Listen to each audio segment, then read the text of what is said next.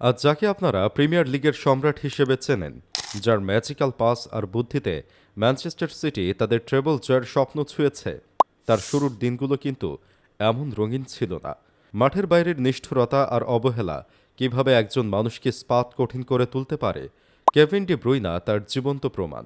ছোটবেলায় জেদের বশে প্রিয় ফুলের টব ভেঙে ফেলায় বাবা মা তাকে এক অদ্ভুত শাস্তি দিয়েছিলেন। নিষিদ্ধ করেছিলেন তার প্রধান শক্তি ডান পায়ের ব্যবহার। কিন্তু দমে না গিয়ে কেভিন সেই থেকেই শুরু করেন তার দুর্বল বাম পায়ের লড়াই। আজকের এই বিশ্বসেরা মিডফিল্ডারের দুই পায়ে সমান দক্ষতা আসলে সেই শৈশবের এক জেদি শাসনের ফসল। অথচ হীরা চিনতে ভুল করেছিল সবাই।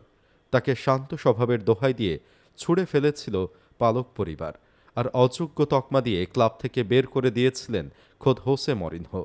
চলুন আজকে জানা যাক প্রিমিয়ার লিগের সেরা মিডফিল্ডার সম্পর্কে। ১৯৯১ সালের ২৮ জুন বেলজিয়ামের দ্রনজেন শহরে জন্ম হয় কেভিন ডি ব্রুইনার। তার বাবা হের উইক ছিলেন তেল ব্যবসায়ী এবং মা অ্যানা ছিলেন কিছুটা ব্রিটিশ বংশোদ্ভূত। ছোটবেলায় কেভিন ছিলেন অসম্ভব জেদি। তার পৃথিবী ছিল একটাই, ফুটবল। মাত্র ১৪ বছর বয়সে একাডেমি জেংকে যোগ দিতে কেভিনকে একটি পালক পরিবারের কাছে থাকতে হয়। কিন্তু বছর শেষে তারা কেভিনকে ফেরত নিতে অস্বীকার করে শুধু এই কারণে যে সে খুব চুপচাপ এবং অসামাজিক। তার মায়ের মুখে সেই নিষ্ঠুর কারণটি শুনে কেভিন বিধ্বস্ত হয়ে পড়েন। তবে ভেঙে না পড়ে তিনি প্রতিজ্ঞা করেন মাঠের পারফরমেন্স দিয়েই এর জবাব দেবেন।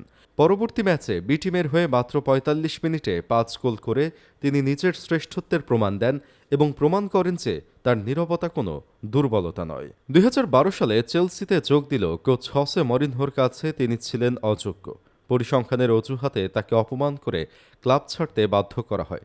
ঠিক এই সময় ব্যক্তিগত জীবনে আসে বড় ধাক্কা। তার প্রেমিকা ক্যারোলিন তারই সতীর্থ ও বন্ধু থিবো কোর্তোয়ার সাথে সম্পর্কে জড়িয়ে কেভিনকে জনসম্মুখে অপমান করেন। কিন্তু কেভিন বিরল পেশাদারিত্ব দেখান।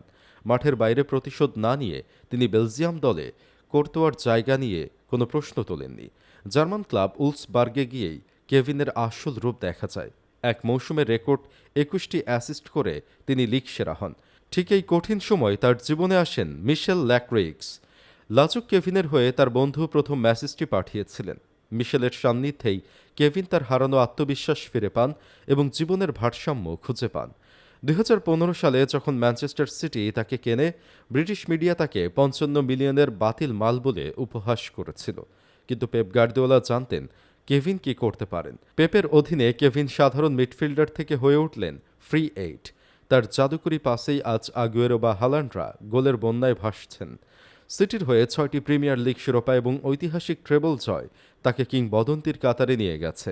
তিনি এখন ইংল্যান্ড ছেড়ে ইতালির নেপোলিতে যোগ দিয়েছেন। যে ছেলেটিকে চুপচাপ বলে পরিবার ত্যাগ করেছিল, আজ তার পায়ের ভাষায় বিশ্ব ফুটবলের সবচেয়ে সুন্দর কবিতা।